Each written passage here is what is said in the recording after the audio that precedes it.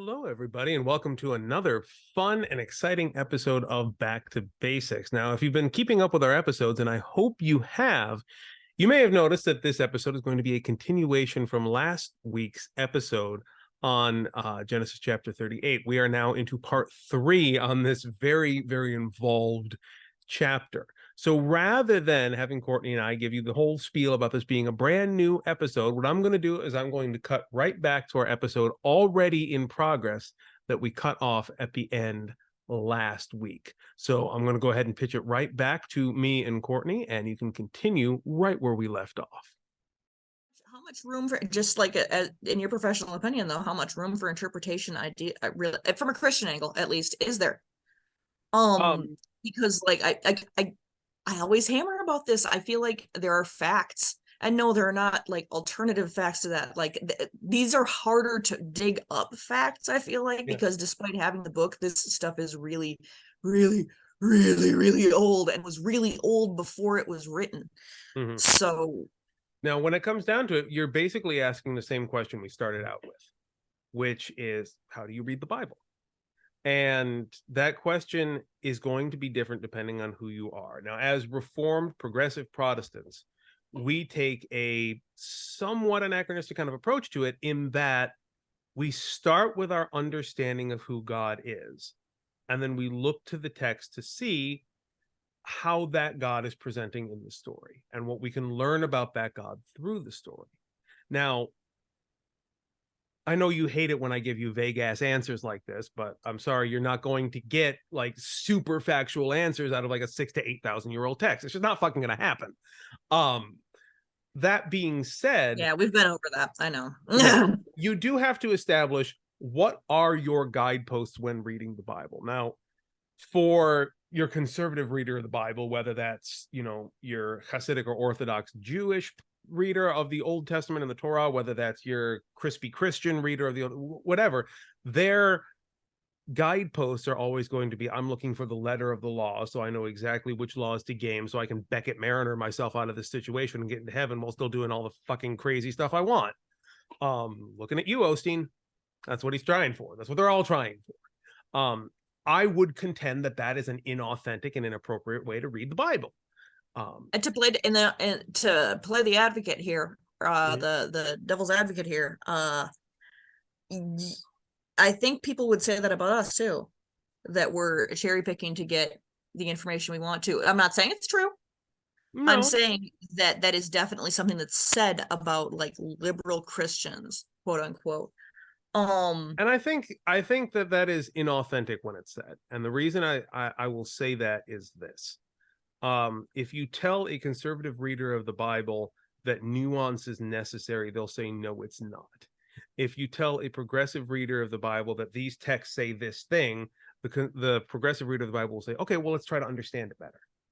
Like, the key difference at hand there is that one side is trying to look for a deeper understanding, and the other side is trying to ignore nuance and depth in favor of a bigotry. And I think that's the key separative difference here. And that's where I would draw the line. Like, the complaint can be leveraged that, yes, you're only looking at some things, just like we're only looking at some things, but the underlying rationale for what things and how is what I think is more important. So to a progressive reader of the scripture, we are of the understanding that God is love. Our 1 John 4 take on God is kind of core and central to our understanding here. If we understand, according to good old-fashioned Reformed theology, that God is the fountainhead of all that is good and true and pure in creation, then we look back on the Bible with that understanding, and then we look at some of the weird shit and say, okay, what's actually going on here? Because this doesn't look like the fountainhead of all that is good and true and pure. So let's look at the language and see if we can understand what the fuck is happening here, because that doesn't make sense. There is a contradiction between what I'm reading and what I know. Somewhere in that is the truth, and we start trying to pick it apart. That's what we're doing. I know that, and you know that. I also know what's the stuff that shows up in the comments, and to a certain extent, despite the fact that I almost never read them. I disclaimer myself into oblivion, and then I forget what I was saying. I do the same thing. No worries. And part of the problem of a lot of things right now, though, is what is good. Like you said, God is all that's good. what is good seems to vary by opinion. This You is know, you can notice me doing the Japanese thing right there because I'm getting ready to say a thing. oh, everybody strap in. Yeah, everybody's Pause the strapping. video now and go to the bathroom if you need to. He's gonna go on a tear. All right. So, look. Try to keep it. Try to keep it slightly reined in. Oh Make it no, punch. we're already almost certainly getting a two-parter out of this one. I may as well have fun. Fine. Go ahead. No, We need more like, episodes anyway. Go ahead. yeah. Ugh. So this is kind of the thing is you mentioned the idea of good being subjective, and I'm going to lay this as simply as possible. It's fucking not. Like this is a hard I'm of the same opinion, but yeah, this is one of those hard and simple truths that the American culture in particular has diluted over the last 20 or 30 years. The idea that good is something that's open for debate. You see this in conservatives who talk about things like tough love, which is a contradiction in fucking terms. Like, you cannot be brutal and loving at the same time. The two don't work together. You can't make complex justifications that say, well, if you don't feed the homeless, you're really being loving because you're teaching them to be self-sufficient. No, you're being an ass. Like, it's not that complicated. It never was that complicated. But we have cultured this idea in America that all opinions have validity. So when someone says, oh, well, in my opinion, feeding the homeless is a terrible thing and not feeding them is a good thing. In my opinion, left is right and up is down and good is bad and all of that. Like, the conservatives make the same argument. They're not necessarily wrong that that's become the case. The only issue that they have there is that the conservatives are the one peddling it. In the end, we come up with a position that good is relative, that good is ephemeral, that good is indefinable according to another person's opinion, and it's not. Good is taking care of the widow and the orphan and the immigrant among you. Good is justice and mercy and peace and grace and love. Above all these things, it is love. The Bible and is all that not stuff that's in the pretty red letters that they like to ignore these days. exactly. The Bible is not obscure or unclear about what that is. Now, if you want Jesus is a lot more direct than what we're reading right now. I feel like he speaks plainly and then also gives you some example metaphors and is like, did you get the lesson? Did you get it? Did you get it? Lesson. Let me speak louder for the people in the back. Love your neighbor, bitches. Did I stutter? Yeah, exactly. Like, it's not hard to assume here. And so to bring it all the way back to today's passage, that we've got almost an entire half of the video that's kind of got away from that. To bring it back to today's passage, when we read here and we ask the question, where is God in the story of Tamar? That's the question we're really asking. Because Tamar been through some shit. Like, she's really not been well treated by Judah or life at this point. And the whole God murdering one, arguably two of her husbands, doesn't seem like God's been doing her a lot of favors either. This is I have a potential answer. Obviously, I don't know. Spoilers, I don't have the fancy education and shit, so I could be wrong. But me too. Can I give my general interpretation of this, since you just went on a tear?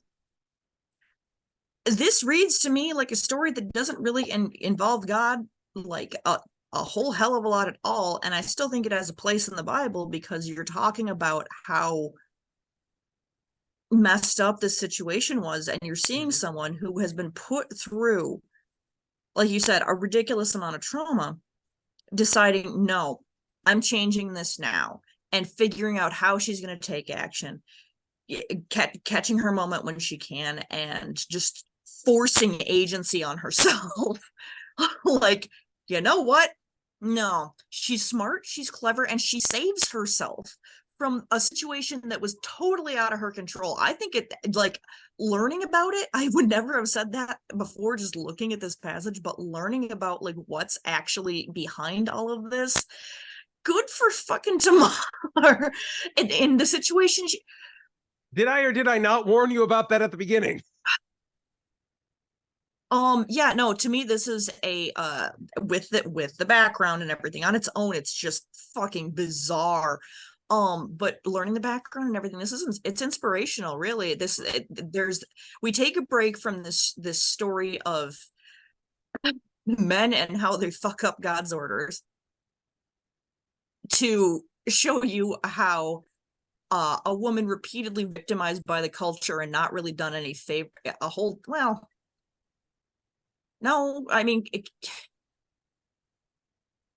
that guy was an asshole, but him dying didn't leave her. God didn't put her in a worse position. Judah did. So yeah, like basically people screwing her over. Yeah. And that's worth noting, that we talk about God didn't do her any favors. And I said that exact thing. And you're quite right to point out that God didn't do her any favors, but God didn't actually oppress her either. Like it was. No, God just said, this fucking scumbag it was Judah who did it. It raping was you. Onan who did it. He's going to go because he's an untrustworthy rapist, which I mean, let's not dismiss the fact that Onan committed a rape. Let's not forget about that. Yes. So quite a few of them from the sound of it. Yeah, I'm gonna piggyback on what you say, actually. And the only thing I take issue with what you said there was that you said that God isn't present in the story, and I disagree. I don't see God in the story. I'm interested where he is. We talk about God being present in a story as if we're looking for God as a third party present in the story. But the one thing when we're reading the Bible, we rarely ever give credit to is the imagio Dei, the reflection of God within ourselves. When we're looking at Bible stories, oftentimes what we're looking for is the divinity of the people in the stories, that echo and reflection of God, showing us as divine in that moment. And where we see the reflection of God here is in Tamar, oppressed and defeated, saying, you know what? This stops. This ends now. And in that, she just rises up like a phoenix, twists the situation around her to her benefit, and comes out of it apparently in a better position, and with twin boys. She's got family. She doesn't have to deal with any more of Judah's family shit. Where is God in this story? Exploding out of Tamar and her development of agency and her taking advantage of the situation and becoming her own powerful self. You want to know where God is? God is right there. God is part of Tamar and her story, not a separate third party, not some arcane force hovering over the situation and present with him, like God's present with all of us in our hearts. No, God was reflecting into Tamar, and she was reflecting God in her grasping of agency, taking control of a situation that by all legal rights she should have had no power over. Like there was nothing in the legal code that allowed her to do anything of what she did, but bam, she threaded that needle and she took control of her life in a way that should not have been possible. I feel like there's going to be a lot of people who see us calling, or see you specifically. I'm just being bowled over by this and feeling like this is an utter revelation to me. Just hearing that Tamar effectively is doing a God thing by by tricking Judah into fucking her on the side of the road. Look, I'm not going to say that in all situations you can fuck your way out of trouble, but I am going to say that God's not above using that. And truth be told, like there's nothing wrong with sex. No, there isn't. We are a sex positive people here at Unfinished. Very early in all of this, I dropped the safe, sane, and consensual line. But it's the reason I'm like, oh dear about that is it's not my community, but it's something that I think effectively came out of the kink community. And it applies to so much. Like, I feel like everything should pass that basic litmus test, not just kink. Like, especially when it comes, well, wait a minute. I'm sorry. I'm so sorry to back the truck up, but here, doesn't Tamar effectively commit rape by fraud by, tricking Judah into boning her? No, I wouldn't say so. Because I mean, he solicited her of his own free will. He solicited her of his own free will. He did not set terms by which she could have sex with him. He asked for her to have sex with him. And then Uh, she, okay. she And then she's provided like, the all right, what will condition. you give me? And he makes an offer and she's like, okay. Yeah. You're right. It's a business He transaction. opens with his consent to the act. But a good question. But Like, that's actually a good the question. fact Like, that it's his daughter-in-law, though. yeah. Now, question, like, most of the questions about consent in this are kind of turned on their head. Like, she is committing a roughly deceptive act in what she's doing. And I say roughly because she never claims to be a prostitute. He assumes and she doesn't correct him. She wears clothing that might be mistaken for, a temple prostitute, but there are no, as is pointed out later, there aren't any temple prostitutes in the city. So like he kind of should have known better. So like it's unclear whether she's being accurately deceptive or whether she's simply straddling that line, no pun intended. So the fraud issue here, like if she really went out of her way to seduce him, maybe that might have been fraud. Like if she came up and said, "Hey, I'm a temple prostitute. You want to get some of this?" Like that might have been rape by fraud. And it's good of us to look at that because it is culturally harder for us to ask that question of men, have they been raped, than it is to ask that question of women. That's a Yeah, I had worthwhile... this moment of like, shame on you, Courtney. Like this can. But Yeah, there are different let's look specific at verse 16 circumstances. here. Judah saw her and he took her for a whore, for she had covered her face, and he turned aside by the road and said, "Here, pray, let me fuck you." Like Is that what it says in that translation? No, it doesn't. I summarized it using a more colloquial interpretation. It really says, "Here, let me come to bed with you," but that's what he's saying. Like using the actual harshness of the term in modern English, yeah, he's saying, "Here, let me fuck you." That's what's being said here. So he opens with consent. He's like, "I want to do this thing. No conditions. What is it going to take for me to get me into you?" Like that's where he's starting. So there's no rape by fraud here. He's opening with his desire to do that. So that is worth the note here. The deception here doesn't go to the same level. So like he hasn't established conditions. Like if he had come in and said, so it would be like if they established the conditions and then he didn't pay. Yeah, which exactly. He didn't, but he tried. Well, like if at the end of the story, like she had established the conditions, and if he had actually burned her at the stake, he would have raped her by fraud. That would have retroactively turned the whole thing into rape by fraud of Tamar again. Yeah, he couldn't kill her for prostitution since. And in a way, you almost Bro, like this was you in Judah saying, "Oh shit," at the end. You can almost see echoes of the realization of what happened to Onan. Like, oh, yeah, if I killed you, then I would be going back on my word, which would mean that the whole thing was rape by fraud. And God just killed one of my sons over that. So you got me. Yeah. Apologies everyone that I have to hash this stuff out, but it is my unofficial shitstir is my unofficial job title, I think, at Unfinished. But also, like, that's the whole reason we're doing this series. Even if only like 2 people watch every episode, I don't care. Like, the whole reason we're doing this is to put this out there so that people have something to see where we actually talk through this shit. And I know from experience, from like, years of phone calls from being close friends, that you are a stubborn SOP, and there is, in a specific way, that there is number of times that I can ask for specific clarification that you're just going to be like, "Oh, shut up." I'm never going to tell you to shut up. I will point out if what you're asking for is ridiculous, but I'm never going to tell you to shut up. That's not how this works. But that said, I do think it might be time for us to shut up now. We've gotten a lot out of here. Was there anything else you wanted to cover? I'm going to have to check our full length of this particular recording session at the end. But dear listener, I'm pretty sure we got down to like a regular episode and then have like the extended cut of it. Or we can cut it into multis. I don't know. Honestly, I think cutting it into 2 episodes is something that we have done a number of times. Mostly because we get out of control and don't know when to shut up. But again, it's all good. Like, this is stuff that needed to be talked about.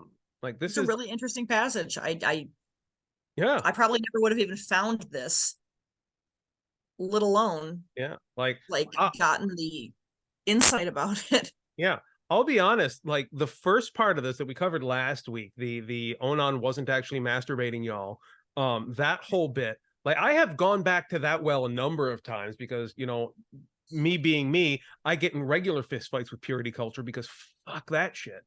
Yeah, But I it's not haven't real even, healthy yeah, I haven't even, psychologically. oh God, yeah, like, but no, I haven't even dug into the second half of the story of Tamar, where Tamar turns the whole thing on her end, on her end. Oh, she does. She turns the whole thing on its end and just absolutely seizes her agency. I haven't dug into that part of the story in a while, and so it was nice even for me to dig into that, like because I'm used to beating the masturbatory horse over its head until it's dead, but this bit is just as important, Yeah.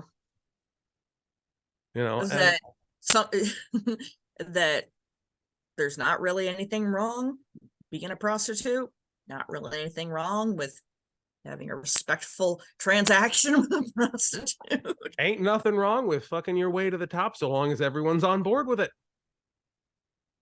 Like, Oh, and I think Lordy. this is the ultimate theme that I want us to take away from actually this whole chapter. This is such a weird show. I'm sorry, everyone. It is, but it's a good thing. We like being weird. We get our freak on here. That's how the Bible works. What? It's a freaky ass book. Phrasing. No, but seriously, this is the takeaway. This is the takeaway that I want us to have at the end of this passage here. There are so many different weird directions with respect to sex that, or at least weird from our modern set of presumptions that happen in this chapter. And in the end, the only thing God gets pissed about is the violation of consent. That's it. Like every other sexual piece of this story, fucking your brother's wife, sexual contracts, prostitution, using your sexual agency as a means of baby trapping your father-in-law to get around an oppressive cultural restriction, none of that gets the ban hammer from God. The only thing that does is violation of consent. And that is what every time sex comes up in the Bible, again and again and again, that's the only thing. Like you do whatever you want to with your dick and or squishy parts, and that's all. Whatever, as long as everyone's on board with it and happy and signing off on things, there's nothing to worry about. Period. Well, so if you've managed to watch to the end of, I'm going to say both of these episodes, possibly all three. I don't know how long we've been going here. Good job. Well done on you. You've stuck around for several episodes of us talking about sex. So, you know, congratulations. Good job. Well done. You know, now we're all going to do a happy dance, and I'm going to invite you to join in the Discord server where we're continuing to talk about sex over in our NSFW channel, because sometimes we also share goofy memes. Yeah, goofy we memes. also talk, you know, share art and fellowship and prayer photographs and fellowship and talk about goings on, and like we also it's a pretty dope server. I like it. And to be clear, it's not just a for fun server. Like, it's a legit church. Like, we have our own leadership team. We have church members, all that fun stuff that you get from the church up on the corner there. We got too. So, in fact, we are, by the time this is airing anyway, we have already started our new member course. And so if you are a member of our server who's watching this, sign up for that. Then get yourself the ability to vote on shit and serve in leadership and all that other fun stuff. So yeah, if you want to join a church that lets a goober like me into a leadership role, you want to join a church that lets a goober like me be the pastor, you're in the right place. So yeah, we got that. We've got our monthly Bible study that comes up. We've got worship services right now, which are on the first Sunday of every month. We got shit going on, yo. Come join us. It's fun, I promise. Otherwise, have yourselves a great week, and we will catch you on the next episode. Like, share, and subscribe. Oh, yes, Bye. those things. Do those things. Bye. Do the things. Bye.